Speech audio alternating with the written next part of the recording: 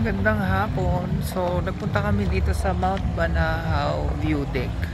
Dito sa Sariaya. Napadpad kami dito. Galing kami ng SM Lucena ng pagupit. Ayan. Tapos sabi ni Mal 9 kilometers na lang. So, dumaan na rin kami dito. Ganda. Sa likod ko, ayun yung Mount Banahaw. Ayan, kita nyo. Tapos dito sa kabila, view naman ng dagat. Kaso hindi masyadong kita yung dagat.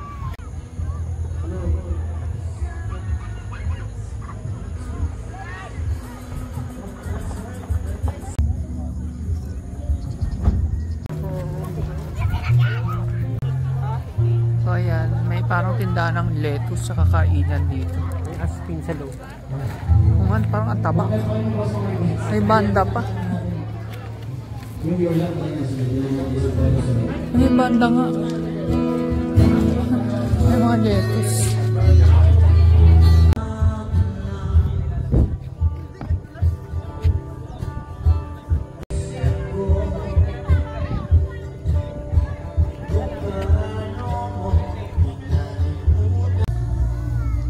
Tapos yan, may coffee shop dito. Actually, maraming coffee shop. Ito yung isa sa coffee shop. Ay, ano ang tawag sa kanya? A-frame. Ganda. Ganda. Dito kami sa Chaong. Papunta kami ng Rizal ngayon kasi check namin yung ginagawa ng bahay. Dahil naumpisahan na. Di ba nasabi ko naman yun sa inyo. So yan. First time namin pupunta. Pero gagawin namin to weekly. Pag wala si Mahal, pwedeng ako. Para ma-check yung progress ng bahay. Anyway, kain muna kami dito sa McDo sa Chaong. Dito kami kumain kasi dito sa Candelaria walang parking. Malapit lang din naman. Parang wala pang 30 minutes. Nandito na kami. Ayan na yung bundok ko. Kita nyo na. Kaso nga lang, maambon-ambon. So, mukhang walang gumagawa. Kasi maulan. Pero sisilipin natin kung ano na yung mga natapos. Ayan, bababa na kami. Ay, lakas ng Oo. Yung yero. Yung road, no? Ito yung ginagawa na yung kalsada. Punta yan sa likuan sa amin.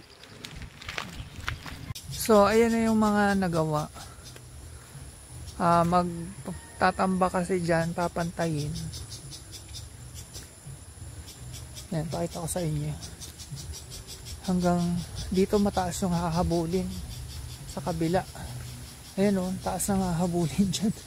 Kasi nga yung lupa namin sloping. Tingnan nyo doon. Maliit lang. Pero doon papantayin. Ayan. Yan, hanggang dyan yan. Papantayin yan. So ito lahat to tatambakan. Sisementohin yan. Pag-ising mo yung parang nandito na bundok. Oo, nakalihis talaga sa amin yung bundok kayo. Pero yung kwarto natin may bintana. Kita-kita yan. Saka yung banyo. Ayan, tingnan natin yung iba. Walang tao ngayon. Ayan, may mga bakal na. Ayan. Yun yung ginawa nilang barracks. Hindi ko alam kung para saan yung butas. Yan na kaya yung gagawing pundasyon. Yung mga butas. Oh, lalim. Baka pundasyon kaya yan. Baka. Wala naman kasi ikaw alam sa ganyan.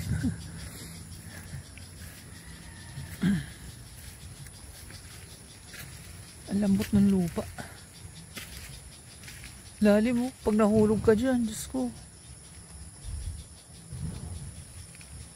Ayan, papakita ko sa inyo tatambakan. Halos lampas tao. Ayan o. Ayan. Para mas makita, pupwesto ko dun.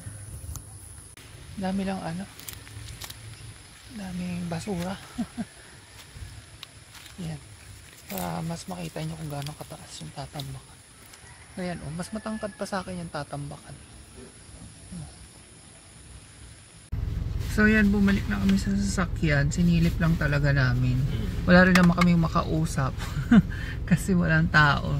Nag-message na kami kung wala bang pasok dahil maulan. Kasi ayun o, ang ulan talaga. Kahit yung gumagawa ng kalsada, wala. Kami sa Veggie Hut sa Lokban.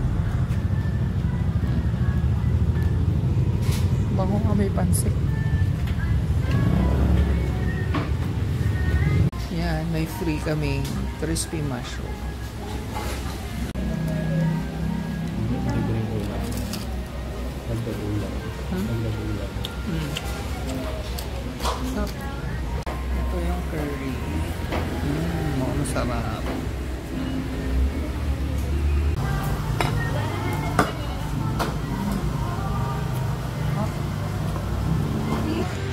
Kasama ko yung may-ari ng Veggie Hut, si Ma'am Sadie.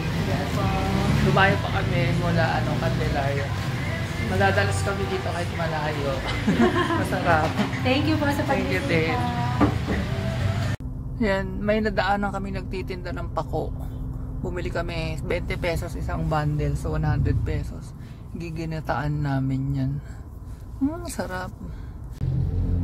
Yan, may nakita rin kaming suhang Davao. Yan, bumibili si Mahal. Despite some traffic, you should reach your destination. Grabe tong mangga namin dito. I mean, inamin ko lang kasi nasa bakura namin. Pero siyempre sa may-ari ito. Kaliit-liit may bunga na. Ayan, namumulaklak, kita nyo. Oh. Tapos doon sa taas may bunga. Ayun oh. Ang liit-liit lang niya. Ayan lang siya. Ang bilis na bunga. Kakatuwa naman. Magtanim din kami sa Rizal yan. Kung bakit ang bilis mamunga. Hapon na naman. Buwalking kami ni Panther. Hinihila ako. Oh, Panther. Huwag tayong lalayo. May baka dun. Nandun ang sunset. Nandun.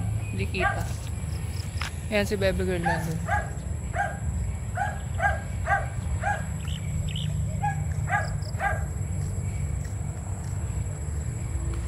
Ito na yung binili namin kahapong pako sa Lokban. Ginataan ko siya ngayon for lunch. Yan ang aming ulam. Nagsahog lang akong mushroom.